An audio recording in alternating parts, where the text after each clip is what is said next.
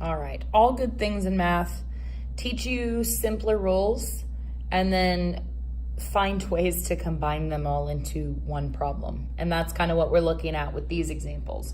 So the first one obviously has several things happening. There's a zero exponent here, and we've got repeats of bases here, and we have coefficients, and we have exponents and everything. So we looked at in the last video that anything raised to the 0 power becomes a 1, right? So what I'm gonna do here is this entire top part only, right? Exponents are only attached to what's right next to it. So the entire top part of this problem is going to now become a 1, all right? When that happens, then I gotta look at the bottom and say, okay, well, what can I simplify? Because this is now 1 over 6x to the 4th. That entire top part is all being raised to the 0, it's a 1. Well, what else can I simplify? I can't simplify the fraction 1/6, and there's only one x. There's no negative exponents, there's no simplified fractions, there's no repeated bases, there's no powers raised to a power anymore. That's all it is, okay? That's a fairly simple one. All right, when I look at the next one, the first thing I want you to notice is this 0 power in here. There's no distributing happening here, right? There's no parentheses or anything. So next I'm gonna look at, well, what can I clean up by itself? Well, something's canceling out because I got it raised to the 0. Remember and be very, very careful that it only cancels out the part that's right there with it. So just that one little piece is going to become a 1. Now, that does not make this turn into a 13 because again, remember, this is all multiplication happening here. So 12 times 1 is still just 12. So a 0 exponent really just kind of clears out that little piece of the problem. It's kind of a nice little simplifying, makes the problem easier in some ways.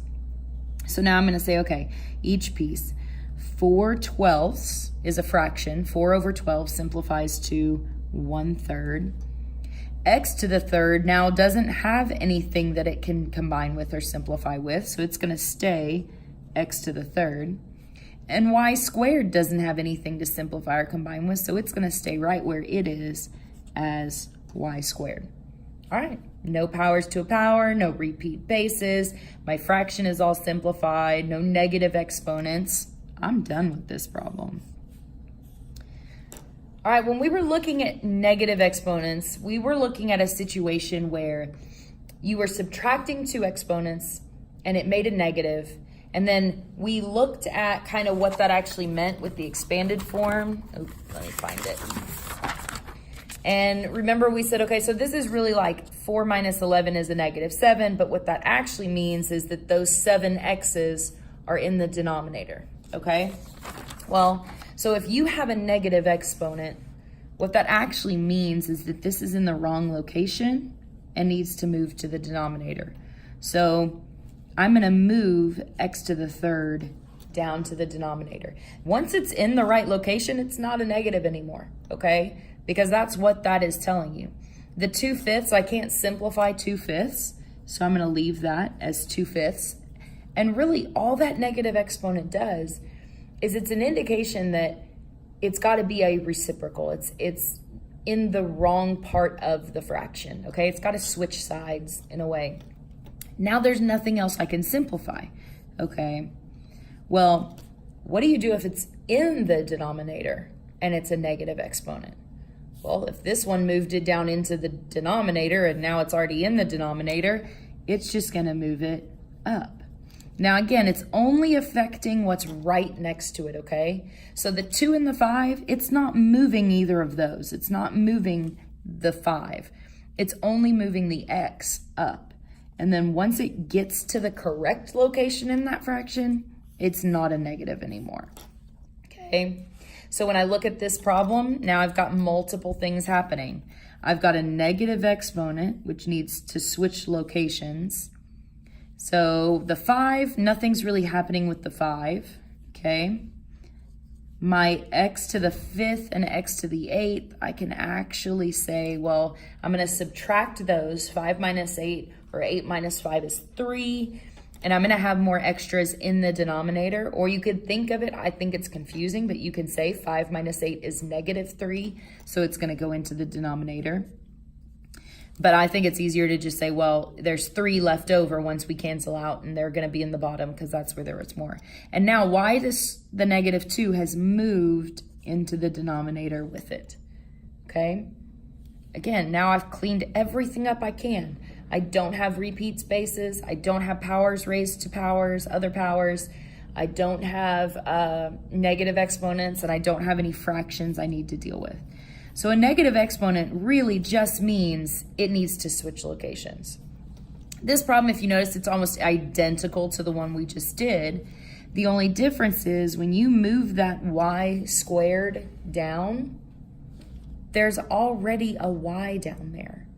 So when I take this y squared and I relocate it to the denominator, I'm now actually gonna have multiple y's that I've got to combine together.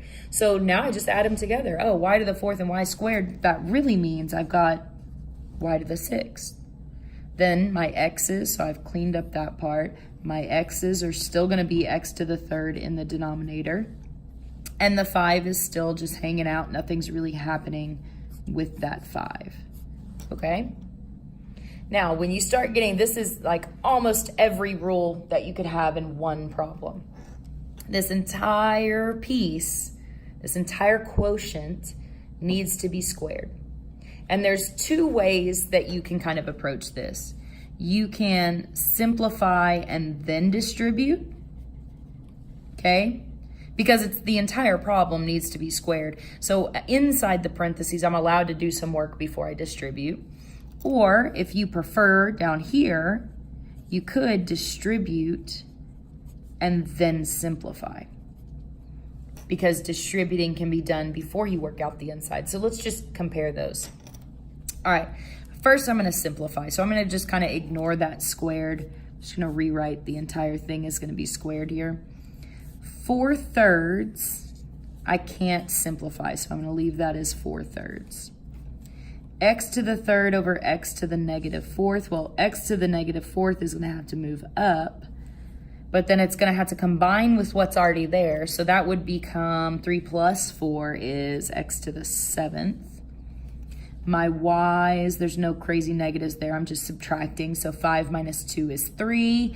And my extras would end up in the denominator there for y to the 3rd. Now I'm gonna go through and actually square everything. So it's gonna be, okay, I've got 4 bases here, 4x, 3, and y. So it's gonna be 4 squared, x to the 7th squared, 3 squared, y to the 3rd squared. All right, 4 squared is 16. 4 times 4 is 16. X to the 7th squared, when you square an exponent, you just multiply. So x to the 14th. 3 squared is 9. But this 3 being squared, because it's just an exponent, it doesn't actually get squared, it just gets multiplied. So y to the 6th. Okay, so now let's look. 16 over 9, that actually won't simplify.